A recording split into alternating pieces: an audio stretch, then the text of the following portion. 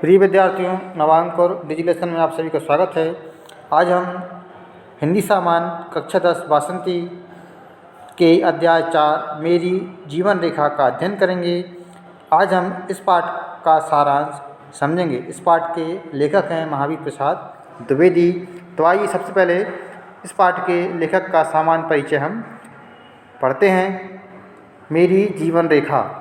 इस पाठ के लेखक हैं महावीर प्रसाद द्विवेदी। इनका जन्म रायबरेली के दौलतपुर गांव में सन 1864 ईस्वी में हुआ था। उन्होंने प्रारंभिक शिक्षा अपने गांव की पाठशाला में ही प्राप्त की थी। उसके बाद वे कुछ दिन रायबरेली के जिला स्कूल तथा फतेहपुर के स्कूल में पढ़ते रहे। इसके बाद वे बम्बई में अपने पिता राम सहाय द्विवेदी के पास चले गए। बम्बई में ही उन्होंने संस्कृत, गुजराती, मराठी और अंग्रेजी का अध्ययन किया। आजीविका के लिए उन्होंने रेलवे की नौकरी कर ली, लेकिन कुछ कारणों से उन्होंने शीघ्र ही नौकरी छोड़ दी और सन 1903 से लेकर 1920 ईस्वी तक उन्होंने सरस्वती पत्रिका का सफल संपादन किया। इस काल में उन्होंने अनेक साहित्यकारों का मार्गदर्शन भी किया। उनका देहावसान 21 सितंबर 1938 ईस्वी में हुआ था। आइए इनकी कुछ रचनाएं देखते हैं। द्विवेदी जी ने अनेक मौलिक ग्रंथों की रचना की, साथ ही उन्होंने अनेक ग्रंथों का अनुवाद भी किया। उनके मौलिक ग्रंथों में निषद चरितचर्चा, कालिदास की समालोचना, हिंदी भाषा की उत्पत्ति, अतीत स्मृति, विचार विमर्श, विज्ञान वार्ता आदि उल्लेखनीय। ये उनकी कुछ प्रमुख रचनाएं हैं। आइए हम देखते हैं इनके पाठ का सार। तो ये जो पाठ है मेरी जीवन रेखा, इसमें महावीर प्रसाद द्विवेदी जी ने अपने जीवन के बारे में, अपने जीवन की कुछ महत्वपूर्ण घटनाओं से हमें परिचित करवाया है। उन्होंने इसमें अपनी आत्मकथा लिखी है। इसमें उन्होंने अपने जीवन के संघर्ष के बारे में लिखा है। तो ये जो वर्णन उन्होंने किया है, उन्होंने अपने कुछ मित्रों के आग्रह पर उन्होंने अपनी जीवन संघर्ष के बारे में लिखा है। महावीर प्रसाद द्विवेदी की आत्म कथात्मक इस निबंध में उनके जीवन संघर्ष और साधना का परिचय मिलता है। इससे यह स्पष्ट होता है कि यदि दृढ़ संकल्प, आत्मविश्वास और निरंतर कठिन परिश्रम की क्षमता हो तो जीवन में उन्नति को कोई रोक नहीं सकता। लेखक को उनके मित्रों और हितैषियों ने अनेक पत्र लिखे। वे लेखक के मुख से उनकी जीवन कथा सुनना चाहते थे। लेखक ने उनकी भावनाओं का आदर करते हुए अपने जीवन के संबंध में कुछ बातें सूत्र रूप में दी हैं। तो उन्होंने अपने मित्रों के आग्रह पर अपनी जीवन रेखा, उन्होंने ये पाठ मतलब ये अपने जीवन का वर्णन उन्होंने किया। तो लेखक के पिता देहाती थे। उनका वेतन 10 रुपये मासिक था। मतलब वह उनका जन्म एक गरीब परिवार में हुआ था। लेखक ने देहाती स्कूल में उर्दू पढ़ी। 13 वर्ष की आयु में वह रायबरेली के जिला स्कूल में अंग्रेजी पढ़ने चले गए। रायबरेली उनके गांव से लगभग 26 मील दूर था। पारिवारिक कारणों से उन्हें स्कूल शिक्षा से आगे पढ़ने का अवसर नहीं मिल सका। वो आगे नहीं पढ़ सके।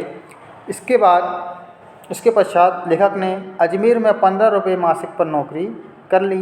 बचपन से ही लेखक की रुचि सुशिक्षित लोगों की संगति करने की ओर थी, अर्थात वह अच्छे व्यक्तियों की संगति करना चाहते थे। बचपन से ही यह उनकी रुचि थी। इसके फलस्वरूप उन्होंने अपने लिए 4 आदर्श निश्चित किए। उन्होंने अपने लिए कुछ 4 नियम बनाए। वो नियम थे: समय की पाबंदी करना, रिश्वत ना लेना, ईमानदारी से अपना काम करना और ज्ञान वृद्धि के लिए निरंतर प्रयास करते रहना। तो ये उन्होंने अपने लिए कुछ 4 सिद्धांत निर्धारित किए थे, जिनका उन्होंने अपने जीवन में पालन किया।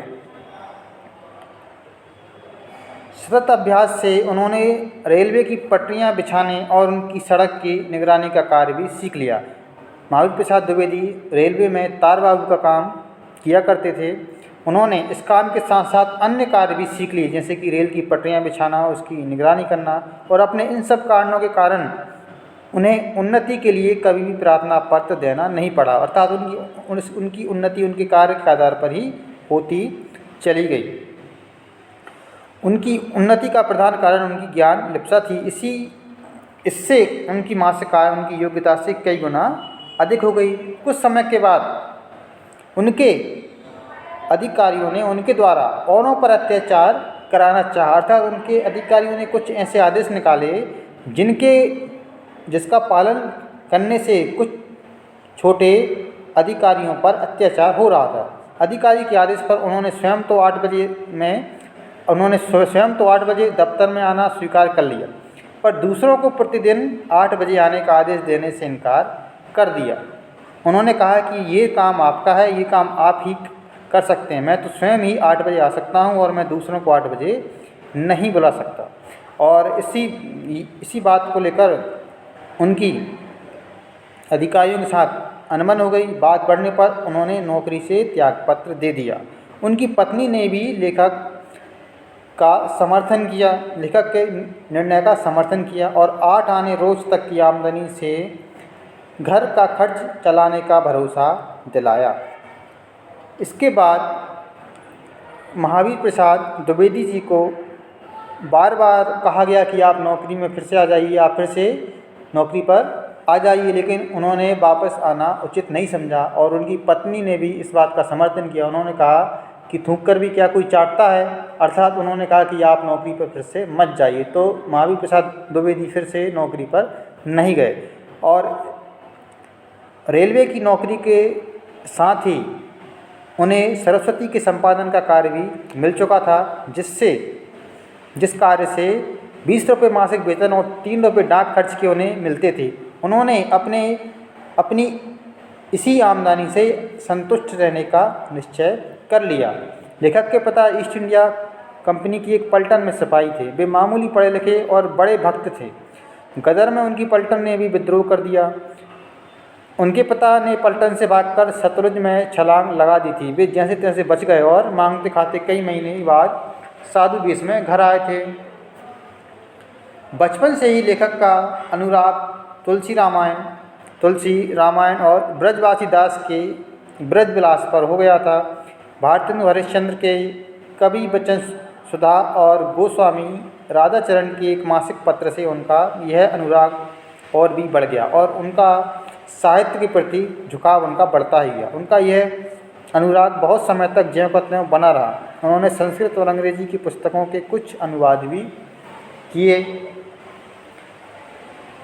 एक अध्यापक के अनुरोध पर उन्होंने कोर्स की एक पुस्तक की समालोचना पुस्तककार में प्रकाशित की। इस समालोचना के फलस्वरूप इंडियन प्रेस ने उन्हें सरस्वती पत्रिका का संपादन कार्य उन्हें देने की इच्छा प्रकट की। इसे उन्होंने स्वीकार कर लिया। तो इस प्रकार एक पुस्तक की समालोचना छापने पर उन्हें इंडियन प्रेस ने सरस्वती पत्रिका का संपादन कार्य सौंप दिया। अब वह सरस्वती पत्रिका का संपादन कार्य करने लगे और रेलवे की नौकरी छोड़ने के पश्चात उनके बहुत से मित्रों ने उनसे आग्रह किया कि आप मुझे संस्कृत सिखा दीजिए या आप मेरे पर्सनल सेक्रेटरी बन जाइए। तो लेकिन महावीर प्रसाद द्विवेदी जी ने कहा कि मैं केवल एक ही कार्य अच्छे से करना चाहता हूँ, इसलिए उन्होंने केवल सरस्वती पत्रिका का संपादन कार्य ही करते रहने की इच्छा व्यक्त की। उन्होंने नौकरी छोड़ने पर उनके मित्रों ने उनकी सहायता करने की इच्छा प्रकट की। उन्होंने किसी की भी सहायता स्वीकार नहीं की। उन्होंने अपने अंगीकृत कार्य में सारी शक्ति लगा देने का निश्चय किया। इस कार्य में उन्हें जो थोड़ा बहुत अवकाश मिलता था उसमें वे अनुवाद आदि का काम किया करते थे और इसी समय उन्होंने संपत्ति शास्त्र नामक पुस्तक की भी रचना की थी।